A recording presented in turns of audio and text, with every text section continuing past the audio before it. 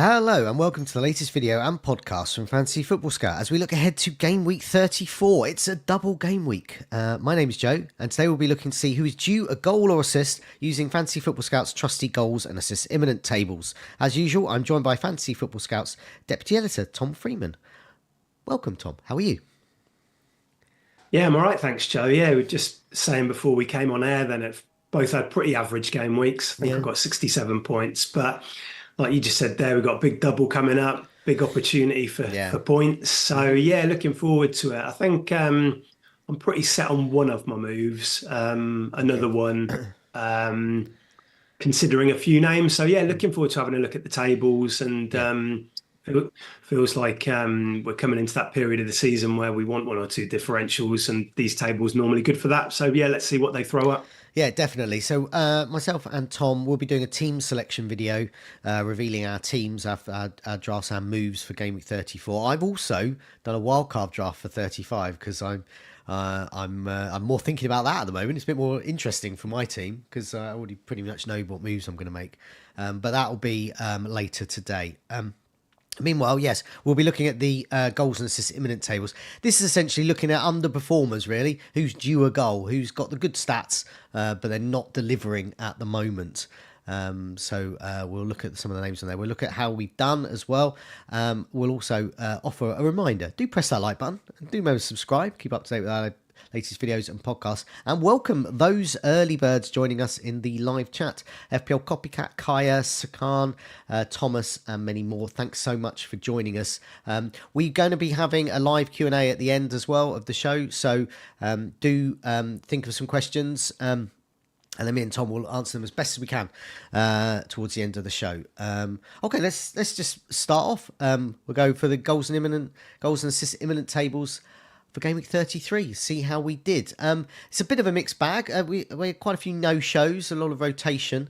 We'll go for the goals imminent first. Alvarez did reward us with an assist. Obviously not totally nailed on, but could be an interesting player for game week 34 with a single, and he faces Brighton. So if he gets a start, Brighton not in good form, it could be good. Brennan Johnson let us down as Tottenham let their team down, their fans down.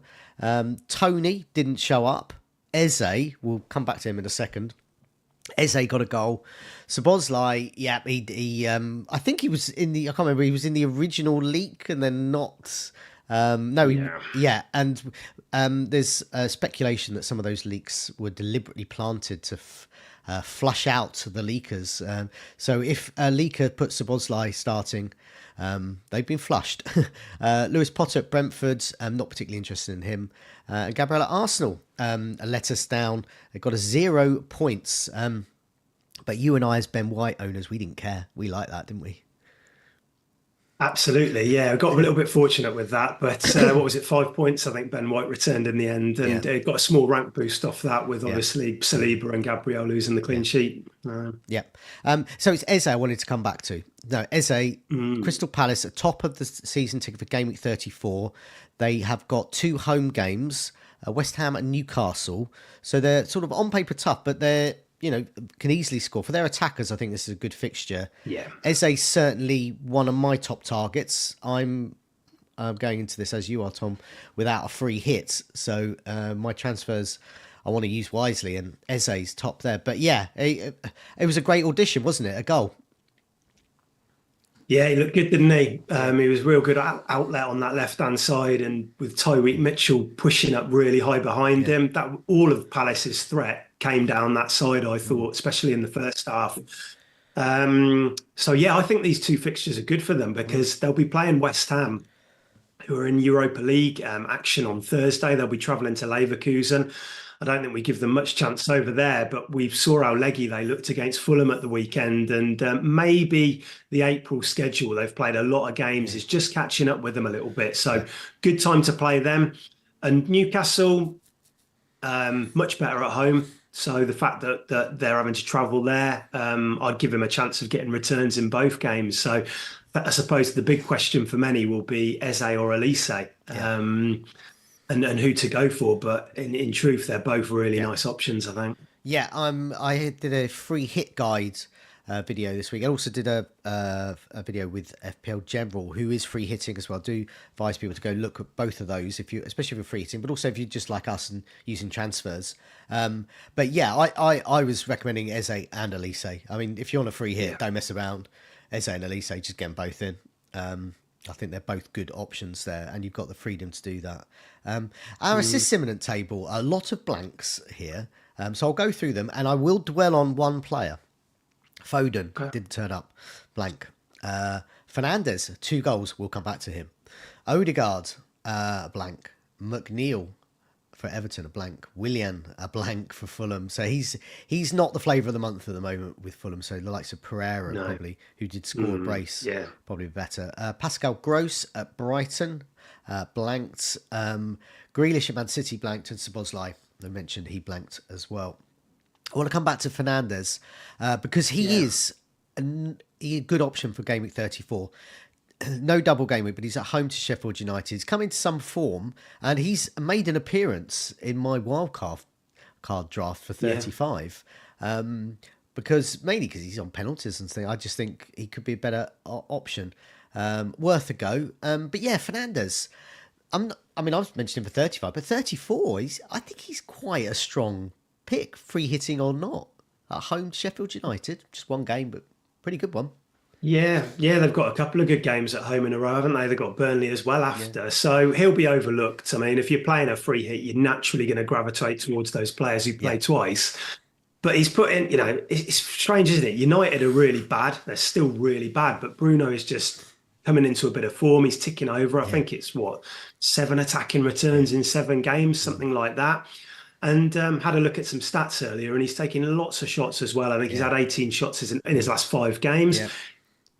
Never worry about the creativity with Bruno. He's always going to tick over with assists, I think. So, I think if I was in a free hit, I think he could do well this week, but I don't think I would have him in a free hit 11 this week. But I absolutely think for those who are wildcarding like me and you in 35, he will be a name everybody considers, I think. Yeah, definitely. I've sort of gone off Garnacho a little. Mainly because he liked and then removed that like of a critical post about Ten Hag. Ten Hag has been notoriously prickly with players daring to question him, even if it is justified. So I'm not sure how that's going to play out. And of course, he was hooked at half time as well. He was. So there's options up front. Not many, but there's options up front. And Garnacho may not be nailed. I mean, I still think he is the best attacking outlet, but, I'm not in charge of Manchester United. So there we go. Yeah, if I had to guess, I think he probably will remain in the first team. But there is that element of doubt, isn't there, now, where you would just like to see that Sheffield United game and see him put in a really strong performance. Because, he was, like you say, he was hooked at half-time against Bournemouth. United were getting torn to shreds down that side. So he wanted to switch it up. So, for me, that's a case of see what happens this weekend and then react in game week 35. Okay, we'll move straight on to the goals imminent table. This one's going to be a bit different. Now, the assists imminent table is very focused on game week 34, very focused on who is due an assist. Goals imminent table, it's who is due a goal, but the names weren't actually that good for game week 34. So anyway, I'll put it up and explain a bit more. So, basically it's Beto from Everton. So, but for those listening on the podcast, there's more names to it as well. So I'll go through them quickly, and then we'll go back and dwell on a few here, because a couple of them, the Spurs players, don't play in game week 34, but they could be of interest in game week 35. I know they just got hammered by Newcastle, but they've got strong underlying stats. A couple of these differential players here. So we've got Alvarez here, once again for Man City, away to Brighton, could be an option. 5 big chances, and he's missed them all. 6 shots on target in his last 4 matches. Tony didn't show up. I think people have just probably had enough with Tony there, so I'm not even going to read out his stats, although he has had 14 shots and 11 inside the box in the last 4 matches. Muniz at Fulham. I was surprised. I was assuming that he was just scoring every week, but he's only got one goal in those last four matches. Mm. The next two, Werner and Brennan Johnson, I think are interesting. I have asterisks them though. They do not play, so they're not going to get us any returns in 34, but they double in game week 35. And I'm very tempted. I don't know if I've got any space for them, but on my Yeah. wildcard in 35, I'd be very tempted for one of them. Werner has had two big chances, missed them both. He's had 9 shots, 8 inside the box. Brennan Johnson, 7 shots, 5 inside the box. 4 big chances. He has scored in the last 4 matches. 3 big chances. Beto, no one's going to get him unless they're absolutely insane. 5.7 million for Everton. He's playing because Calvert-Lewin's injured. He's had a big chance. He's had 2 big chances. He's missed one. He has scored in the last 4. He's had 4 shots on target, 8 shots, 7 inside the box. So, hooking back, going back to some of those names there. Let's start with this game week 35 options of Werner and Brennan Johnson. I like to see them here, and I'm really tempted, but it's just finding a space for them. Yeah. But yeah, did either of them tempt you? And if so, which one? Johnson, yeah, I can't watch Werner. I watched him on there. Yeah. I just the wastefulness in front of goal. Yeah. It's just taken its toll, I think. And I was watching the game, the Saturday kickoff at Newcastle, and he just had two. I think there was an opportunity where he really should have headed it in the first half, and he just volleyed it over. And it was just it was just hard. It was a hard watch. And so Johnson, however, I really like him. I think he's. Even in that match, I think he was Spurs' most dangerous attacker, I think, in the first half. Yeah. He just didn't get much service, but I did like the fact that after Son came off, he was the player who went through the middle. Yeah. So he's showing a bit of versatility there, and I think they need him at the moment. And I think I would like 3 Spurs. I know the fixtures are tricky in double game week 35 for them.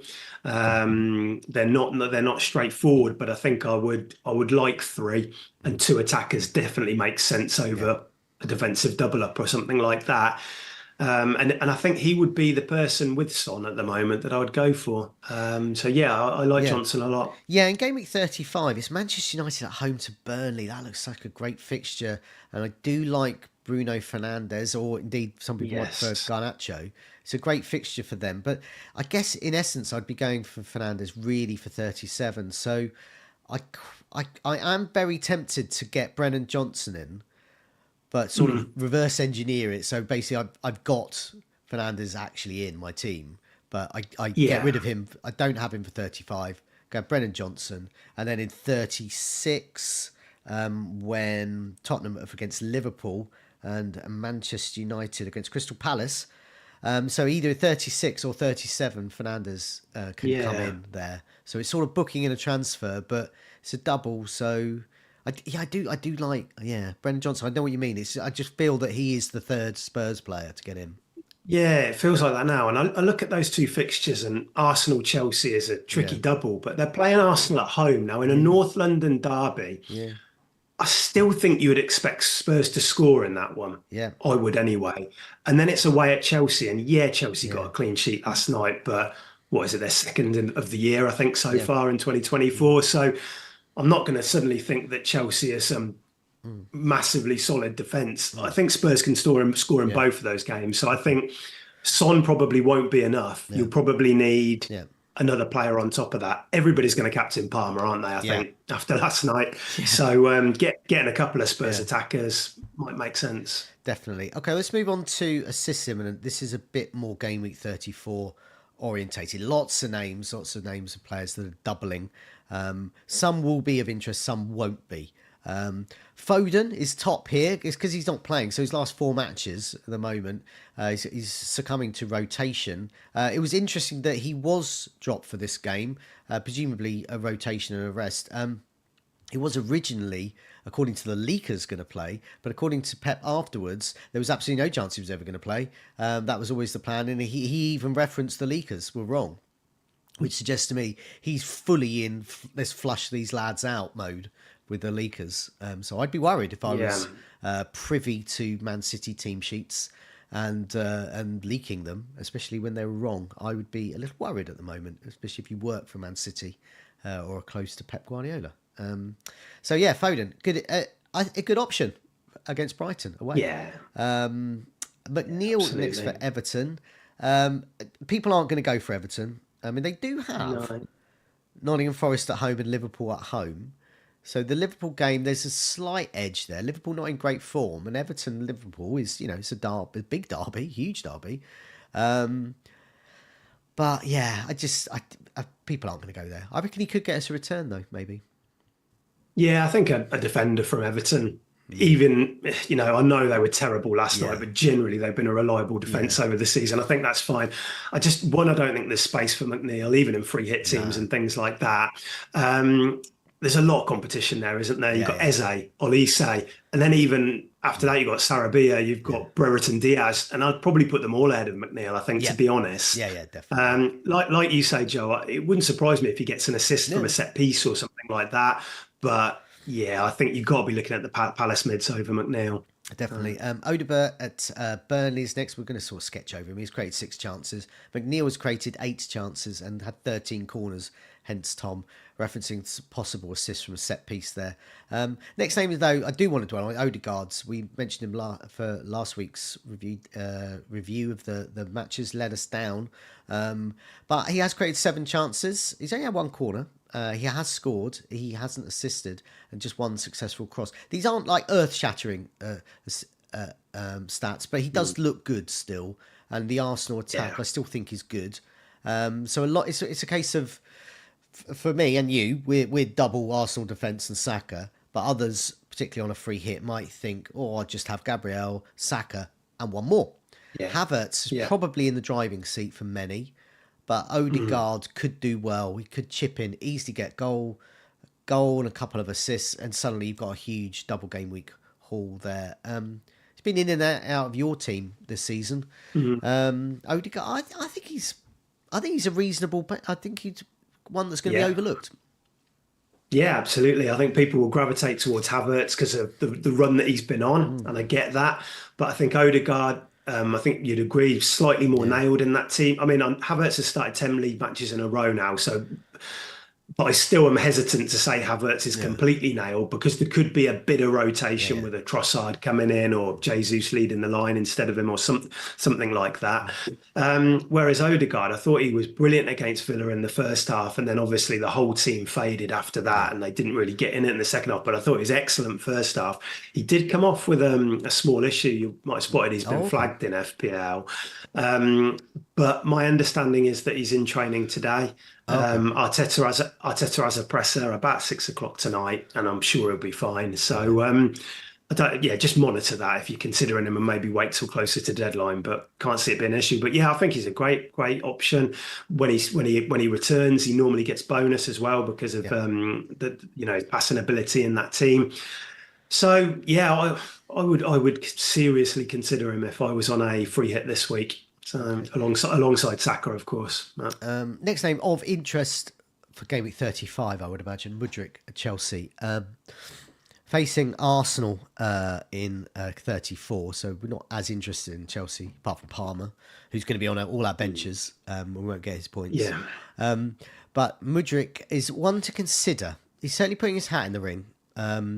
7 chances created, 15 corners, 3 successful crosses. These are good stats for 6.3.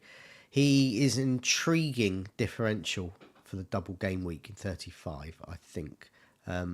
But yeah, I mean, it's difficult. I mean, the likes of Jackson certainly didn't do themselves any favour with their sort of disgusting display of trying to get the penalty ball off Palmer, yeah, and that's what an opposition team would do to try and put off a player. It's yeah. just absolutely insane. I cannot even believe that there's not some kind of disciplinary around that, because that's just anyway. Yeah, the third Chelsea option in game week 35. If we go for say Gusto, Palmer, one more, Mm, Mudryk could be yeah. that one.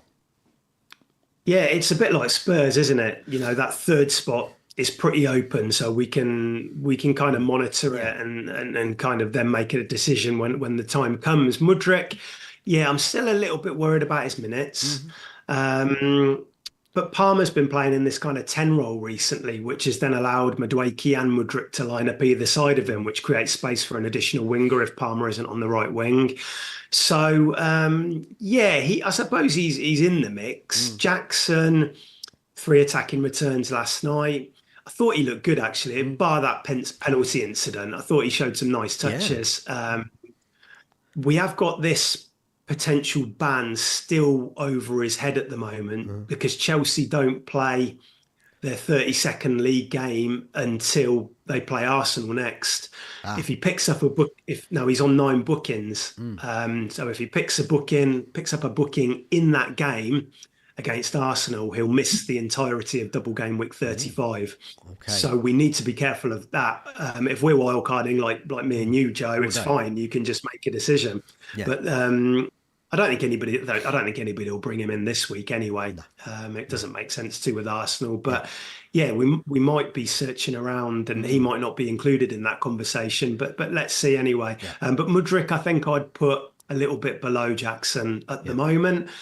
But if Jackson were to be banned, something like that, and Palmer moves to a false 9 role or something like that, which could happen, then suddenly Mudryk's minutes become a little bit more secure, and maybe you'd go for him. So. Certainly. Willian's next. He's always going to be here. Sort of dropped down the pecking order, really, for FPL managers with Fulham. Nevertheless, last 4 matches, 10 chances created, 8 corners, 6 successful crosses. Good stats. He's been underperforming, should have got... Most of these players here should have got at least an assist above what they've already got. So if they've got more than 1 assist, they're off the table anyway. So they've all been underperforming. Szoboszlai as well, we mentioned a lot. Worth reiterating his stats. 13 chances created, 21 corners, 7 successful crosses. Last 4 matches. If Liverpool pick up form and he plays, he might get the odd assist or 2, but he'd be a bit further down. Next name I want to dwell on, though, is Saka. 15 corners, 8 chances created, 5 successful crosses. He's obviously on penalties, can get goals, and does frequently. But it's his assist potential as well there. It's good to see him there. I suppose the interesting thing is, do we consider captaining him for game week 34? I'm not. And I'm really happy to own Saka, but I still think that Salah, because of those, I prefer the fixtures, the Fulham and the Everton game over the Wolves and the Chelsea one for Liverpool. Now, Salah isn't in a great moment at the moment, is he really, form-wise? He's missing quite a lot of chances, but he's still getting those chances. You know, he's very close to scoring. It was a Tyreek Mitchell block in the last few minutes at the weekend. I still find it very hard to look past Salah for this double game week. So Saka, I haven't really considered him for captaincy at all at the moment. So, no, I mean, he's my vice captain. I think other people will. Yeah. He's my vice captain, so he's definitely in the mix. But I do feel that Salah's will put away chances, and he has the better fixtures. And there's also, I mean, like with Saka, he's got the pedigree of recent years. Yeah. As well. And next name is Fernandes, we've mentioned, and this is why we're considering him on a game week 35 wild card, but also game week 34, Manchester United, home to Sheffield United. I've got Garnacho in my side. I'm going to play him because I think this is a good match. And yes, double game week is good, but for a hit, I'm not sure double game weeker will beat him. But Fernandes, I think if you've got Fernandes or considering or making moves ahead of 35, even you're not wildcarding, you've already wildcarded. I think Fernandes is a good option. 13 corners, 8 chances created, 4 goals last 4 matches.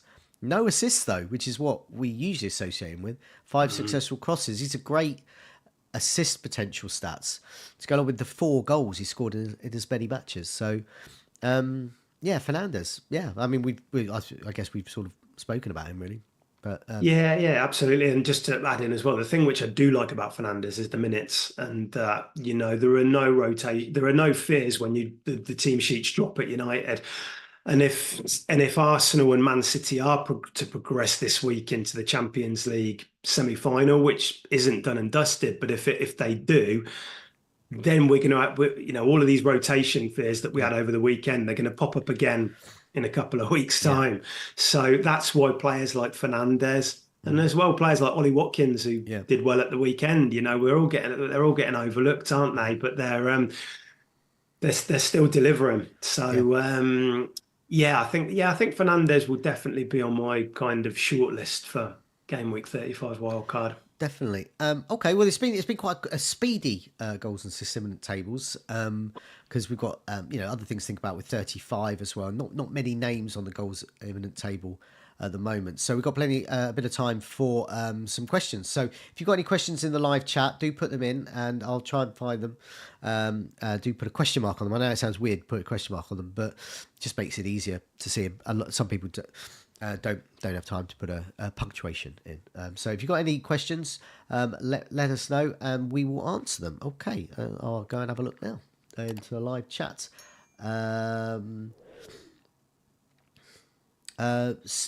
STE.R Stir, I'm going to call him, is looking at defensive options. He's basically saying double Arsenal defence, or should he mix it up a bit with? I presume this is for 34. It could be for 35, but yeah, what's the best Arsenal trio? I think would be a good way of sort of dissecting that question. Double Arsenal defence and Saka. Saka, Gabriel, and another attacker. Which do you think is best if you were free hitting now? I think it's quite close. Firstly, like Arsenal defense has been very, very good. Well, it's been incredible over the season, hasn't it? And what, like 6 clean sheets in 9 games, something like that.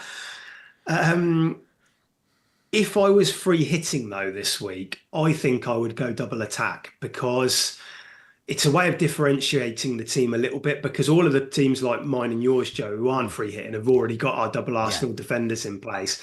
And I do think there's other picks in defence this week that you can go for. You know, if Nore's fit, he can fill one of the spots. A Liverpool defender can fill one of the spots, an Everton defender, something like that. So I think that I would probably go Gabriel, Saka. And then if it was my team, I think I'd go Odegaard, but I think Havertz is a very good pick too.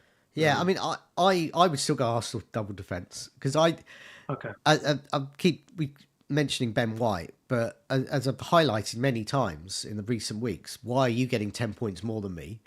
And it's Ben White. And now I've got him in, and we both got Ben White, and we both got 5 points more than those who've got, just Saliba and Gabriel, for example, or 4 points more. But anyway, points more, and that's what Ben White does, and he's top defender in FPL for good reason. So I just think in a double game, it's just about accumulating points. I don't care whether they're flashy or score. I just need them to accumulate points in some way. So that's why I would go for just that, just pure points accumulation in the double game week. Yeah. I mean, I think they're both. Yeah. I think it's difficult for anybody to argue against either double defense or double attack. I think they're both really good options. I can see the pros of both approaches, really. I just think if you're building a free hit team, it might work better in terms of balance for just one. But yeah, I mean, Wolves and Chelsea, it wouldn't surprise anybody if there's a clean sheet in there, perhaps too. Neil asks, what are our thoughts on Alexander-Arnold for game week 34? He's put in brackets I'm presuming he's meant to write I'm considering. So Alexander-Arnold. Yeah, so Bradley came off at the weekend, didn't he, with this ankle, I think it was, ankle injury. And then Alexander-Arnold came on quicker or sooner than expected, should I say, I think. And he looked a little bit rusty, which is understandable, but he was kind of inverting into midfield and that usual hybrid role, which is where we've seen him get so many points before. So Klopp said after the game, he said, look, I don't think Alexander-Arnold could play 120 minutes now or anything like that, but, it's going to take time. But the Bradley kind of injury feels quite key in this, because if Bradley's okay, if Bradley's okay, then that might affect Alexander-Arnold's minutes again a little bit. If Alexander-Arnold plays against Atlanta as well on Thursday, that's going to make me a little bit worried for the weekend, because of course they've still got Joe Gomez who can play at right back and has played at right back pretty well over when he has been asked to do that over the month or so. I think I'd be happy to risk it, but I'd feel really happy to risk it if he didn't start against Atlanta on Thursday.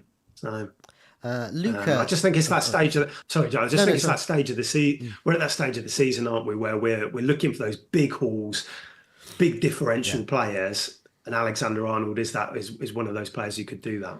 Yeah, I mean, I think so. For me, I just think at the moment he's not 8 point whatever he is defender. No, And so, I mean, no. if you're free hitting and you can afford it, then yeah, it's worth a go. Mm, But as I said, depending on the Atlanta team sheet point, but yeah, I think you can probably get similar returns for Van Dijk or Allison for yeah. less money. And and And Robertson Robertson, looked very yeah, good at the yeah, weekend too. So yeah, it's whether or not you want to take that risk yeah. because he might be benched in one of those games. I think he probably will be benched in one of those games if he starts Yeah. against Atlanta. Lucas put his free hit draft up, and asking us what we think about it. But I would say I really like it because it's very similar mentality of a free hit in 34 as I outlined in my free hit guide. And I had a draft there, and I like 3-5-2. Midfielders get more points, Yeah, clean sheets, and they get more points for scoring as well. There's so many attackers listed as midfielders in the game. I think 3-5-2 is ideal. I also like the five he's got in midfield. So he has got Henderson in goal, and then he's got White, Gabriel. So I like that as well, the Ben White one, and Gabriel. Alexander Arnold, he can afford him. Across the midfield, he's got Salah, Diaz, Saka, Eze, and Elise. And up front, Haaland and Solanke. Obviously, Solanke's got a double. And on the bench, just in case, I suppose that would be just in case Haaland doesn't make it. He's got Kuna as the first sub. So this is pretty much how I would do it if I was free hitting now. I really like that. I like the Eze Elise move because they're both good. They've got the best fixture, I think, for the double. So yeah, the sacrifice there is a sort of second Arsenal mid, but as I said, I like Ben White there. So yeah, Luca, I yeah. like it. I like it. Sounds good. Yeah, Yeah. keep it. Don't touch it. Don't get persuaded elsewhere. Just stick with that, unless you particularly want to change it. But I think that is really good to go now. Just go and have a cup of tea and just wait for Saturday. Who was the Who was the second striker on top of Solanke, Joe? Oh, Haaland. Oh, Haaland. Sorry. Yeah, that's why I liked it as well, because those like you and me who aren't free hitting, we've got Haaland. We're just gonna play him. So if Yeah. Haaland does damage against Brighton, which is entirely plausible, and you are free hitting without Haaland, you can miss out. And I understand the mentality. You've got to go for double game weekers, but it's Haaland. Certain players I think are okay to play in a double game week who only have one fixture.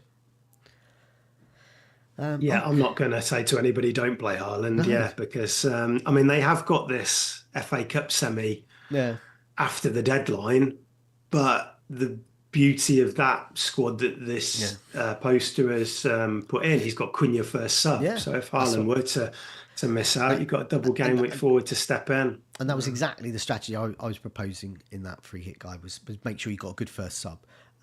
Yeah, I think there was one comment. I can't remember, it was FPL General's video I did was like almost laughing at me for recommending Haaland, and because he's got one fixture, and I was just thinking, probably arguably the best striker in the world against a team, admittedly my team, but a team with a very, very poor defence at the moment.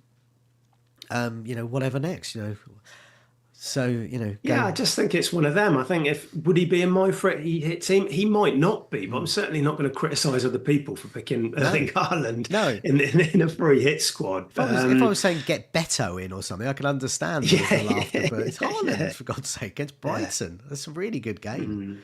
Yeah, and am I right in saying they're usually quite open games at the Amex, aren't I? With there's been goals over there over the years. It can be cagey though. I mean, Enciso scored that amazing goal for Brighton. I think that was only one.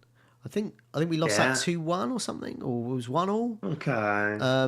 Okay. That was last season, wasn't it? That was last season. Was it But one thing is, Pep Guardiola does rate De Zerbi, and he rates Brighton. He likes ordinarily their style of play. So he's not going to look at this match and kind of think, oh, well, that's easy. He's not going to think like FPL managers and do and go, oh, Brighton haven't kept a clean sheet for a while. He's going to look at that and go, Yeah. "Ooh, De Zerbi's quite good. Ooh, they've got some okay players there. Pascal Gross and Ciso, who Yeah, might, it's one of their toughest game. It's one yeah, of their toughest yeah, games in the running, I think. yeah. Absolutely. I So think there's other yeah, it opportunities to hit rest players. strong.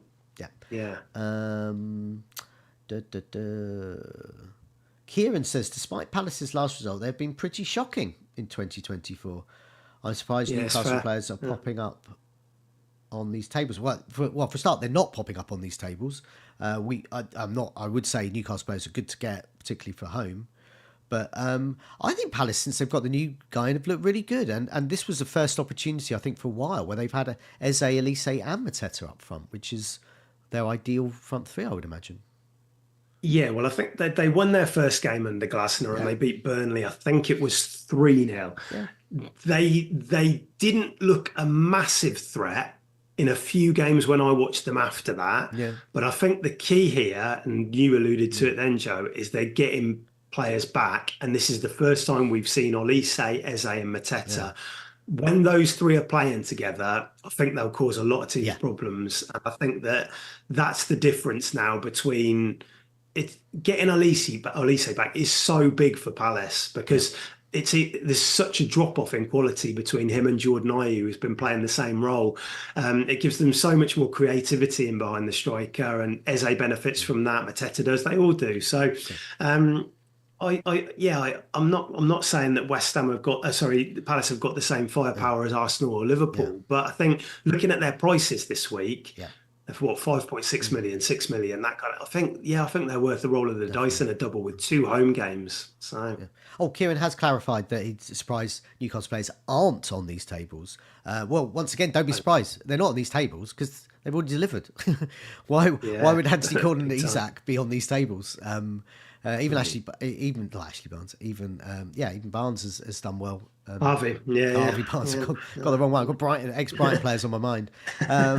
Okay, a story of film. Best attackers for free hit 34. I guess we've pretty much answered that. I think it's Haaland, Solanke, and Kuna, and it all depends on whether you want to have three or two up front.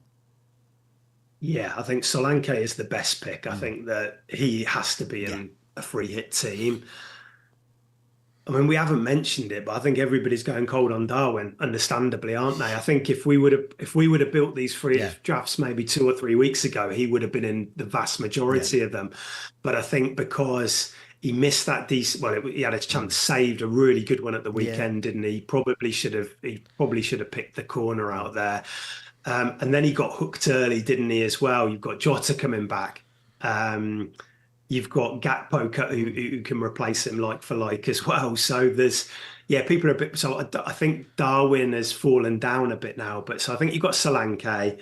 I think then you've got mm, Mateta who's really good. But I think I probably prefer Eze and Elise over yeah, Mateta. yeah, So then I think you've probably got it's probably Cunha, isn't it, mm, or Haaland? yeah, Those are probably yeah, the two. yeah, Which one of those two I'd yeah. consider? I I think. mean, this is now my second time owning Darwin. I have got points from him, not many, but I Yeah. have, and he is frustrating.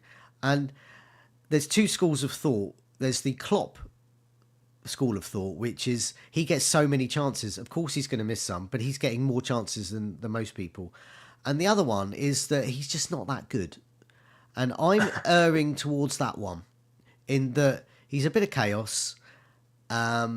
He's a bit lively, but he's not as accurate as he could be, and he is shooting a lot, but that doesn't mean anything if they're going to miss the target so often.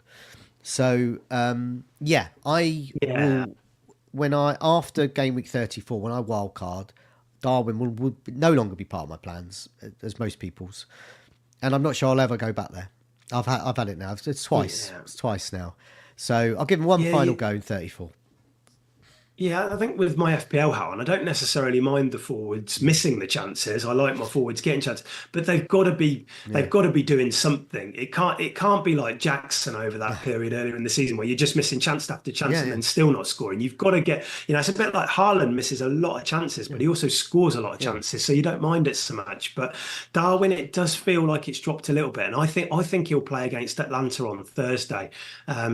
because they need to get back into this game. They need Yeah. him up front, I think, because he does, like you say, he Mm. create that bit of chaos. So, yeah, you might not get 2 starts. I mean, if you own him, just play him. Don't you? But you might not get 2 starts out of him now. So that's why I think that maybe if you're on a free hit, maybe Cunha and Haaland are a bit ahead of him, I think. That probably answers Kaya's next question. Sell Haaland for Darwin? No. Or sell KDB for Luis Diaz? Maybe. Yeah, I'll do that. Luke, is Jota worth a gamble for the double? Yes, but I don't know if you... Maybe. I just don't. He hasn't had the minutes yet, so I think you're going to get minutes out of him in the double, but I don't know how many minutes. And if he's not on the pitch, he can't get any returns. Yeah, and I think sorry to keep saying it, but this Atlanta match just feels key. Yeah. If Darwin goes out there and Diaz and they both play extra time or something ridiculous like that, every other forward who doesn't feature so much, their minutes get bumped up for the weekend game. So it just feels like we're waiting on those team sheets. We're waiting to see how that plays out. And then you're going to be so much more informed to make decisions on not only the attackers, but players like Alexander-Arnold too. Rob has played all his chips and he's used his free transfer. That's on a keeper. Okay, but he's considering taking a hit for an outfield player. I would go for a hit. I think if you're not free hitting and you're a bit low, I would go for a hit. But he also says he's concerned about playing Garnacho after his halftime benching. I'm playing Garnacho myself. I'm playing Garnacho and Haaland's my only 2 single game weekers. I'm quite happy to. It's such a good fixture at home to Sheffield United. I think he should do damage there. I mean, we've said that many times against teams against Sheffield United, but I would take a gamble if you've got any other sort of non-double game week players or double game week players who are a bit rubbish. For example, I've got Zabani, Bournemouth, and I'm going to bench him. He's just going to be a sub for me. Same. Because I mean, who have Bournemouth got? I mean, I'm trying to remember now. Bournemouth have got Villa and Wolves, so that's it. Basically, I just can't see a clean sheet. And we got his first goal since he was like 12 or something the other day in a double game week, and it's not going to happen again. So I mean, you can't be relying on those. It's just going to be 2 to 4 points. So not so good. We've got time for a couple more. Oh God, you've got loads of questions here. I'll try and do them really quickly then. Okay, GRP Outdoors. Who is the best goalkeeper for assuming you're free hitting? Who's the best goalkeeper for Game Week 34? Still Pickford, in my opinion. Okay, I think Alisson. So at least we're both staying in the same city. I only say that because I think that your Liverpool triple up might be better with players like Van Dijk and Diaz and things like that. In isolation. Yeah, Liverpool. Alisson's better, but yeah.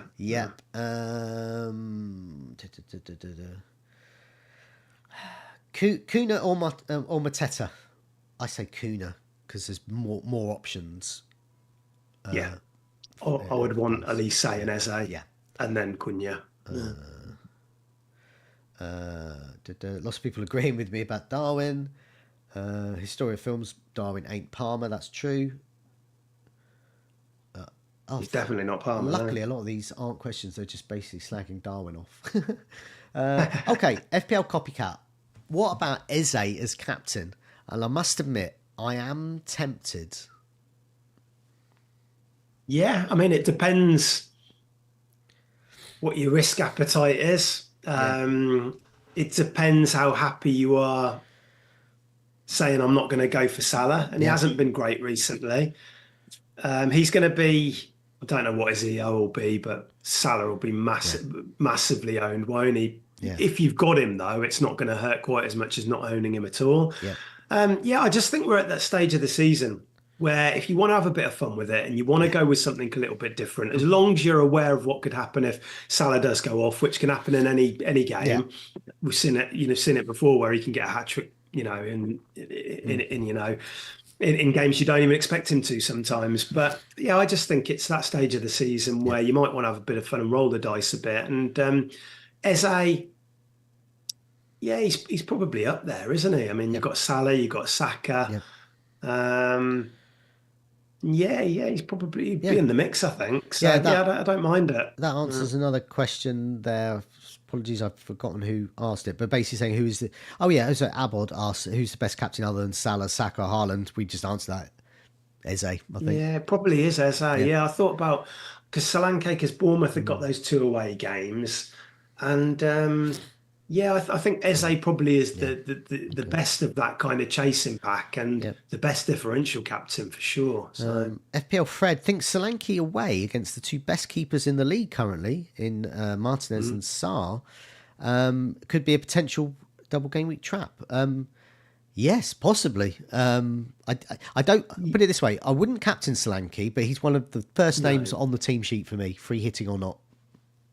yeah, because I just think who is better than Solanke Mm, this week in the forward positions because he's a 90-minute man. He's on mm, penalties in those games. Yeah, he's coming up against Emi mm. Martinez, one of the best keepers in the Yeah. league. But Villa prior to going to Arsenal, we've been leaky as hell recently as well. Yeah, yeah, Recently, we haven't yeah. been solid defensively, especially at Villa Park. Mm, Solanke will get a chance to score at the mm, weekend, and even Wolves have had players out and. There's talk of, I think, at the weekend, Kilman having some surgery and things like that. So, mm. yeah, I don't think that Villa and Wolves' defences are at the. It's not like they're playing Arsenal or anything No. like that. So I think Solanke's fine. So Final question from Kieran. Best defenders. I'm just going to do it singular. Best defender to hold for the rest of the season. My answer is Gabriel. He has survived my wildcard draft so far, and I'm probably going to play him in game week 35.